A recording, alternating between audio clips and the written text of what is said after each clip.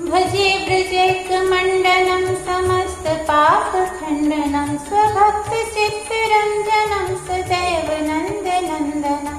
सुपिच्छगुच्छमस्तकं सुनादवेणुहस्तकम् आनन्दरङ्गसागरं Namami कृष्णनागरम्